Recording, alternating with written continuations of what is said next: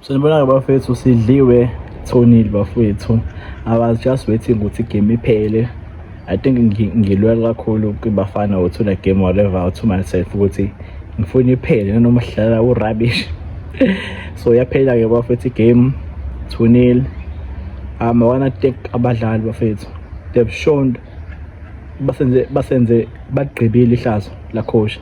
If it was not i-character yabadlali esinabo beso dliwa kakhulu. U2-0 sowuthatha, we are just -2 njengamanje. We can still recover. Mawubona indlela bomkwena benza ngakhona ama-tackle, indlela uref menza iy'nqumo beya ngakhona, shows ukuthi these players have matured. Normally bafana you just ibizobhulishwa. Manje we are very physical and ama-team can play against us. Okay, labantu ba-physical bayasaba. I've said it ngosithole sinkhulumile not mina kuphela noFrosla ukuthi basinikeza ama-problem. If isikhuluma ngabe asibazondi, we just bheka ama-games abo. You cannot as a midfielder uhambe uyolanda ibhola ulicele wena ibhola bese uluze futhi ibhola kuleya ndawo. Laphana ubefanele enze i-tape like ubengenza i-wallback, ubengayipasa lapha ku-space. Ngeke ngisakhuluma ngama-defender of 5, sikhulumile sonke sidiniwe ngawo. Ake sikhulume ngala masiqala ibhola. Okay, we are playing West players hoping for the best. uSibisi ngiyishilo indaba yakho ukuthi ngisupport separate mina, abantu abaningi bayazi but uSibisi akekho right. How many times the CMM cover you playing uSibisi beno icon who are very shaky enyaweni, uthatha uTLB umenza wing back, kusho ukuthi the very strong center back esinayo uthi akabe wide. Now into yenzayo uSibisi beno icon masiqala ibhola ufuna babe wide guys, bese uTLB abe wing back, bese umdawu abe yiwinger no Modiba. Asikhulumi ngama-wing back manje, into leyo iyona enza sikhohlwa. Ake sikhulume nje ibhola. Now uma ngabe labantu sebema ama-defender ethu ama-wingers uthi ama-center back angakwazi ukuqala ibhola awavuleke, bese la ma-center back usithole masibheke number 6 to collect umuntu omazi ukuthi akamnandi. Now uthi uje u-Adams benomkwena abadlale kuma-pockets ukulinda mangabe ethole ibhola abaphasele, and then emva lapho uthi uRenas akabe isiwula saFoster because isystem yakho must involve uFoster benosithole noma ngabe kanjani. We told him about Uzwane, he listened. We told him about Ungezana, he listened. We told him about Unkota, he listened. Now he won't listen. Ukuthola i-red card kwaSithole is a blessing to us. Uthula ngiphalulimi sizoqualify for sizodlula kuma-group stages because uSithole won't be there. Unfortunate for umsheshi but siyabonga ngosithole.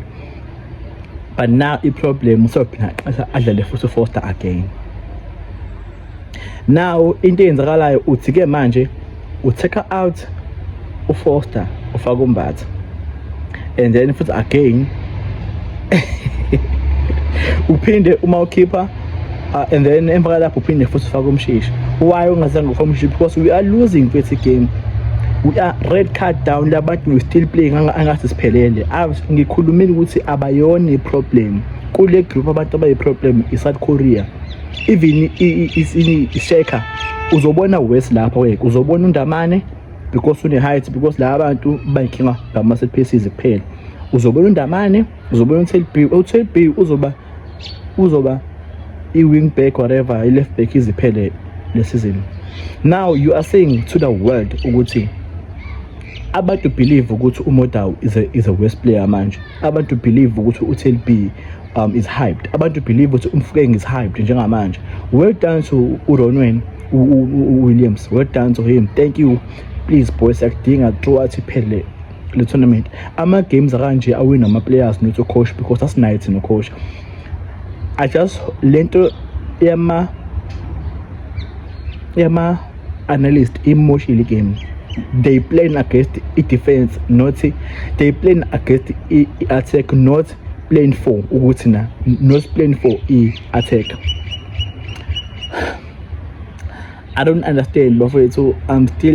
I couldn't sleep. Ngivukile ngabuka igame esheka, but there's nothing nakhona ngiyantshela futhi bafowethu, but still uzobona into ezokwenzeka. He knows ukuthi mina dlale bani. Now we have the best goalkeeper in the world. We have the best right back in the world. We have the best holding midfielder kumkwena. We have the best attack.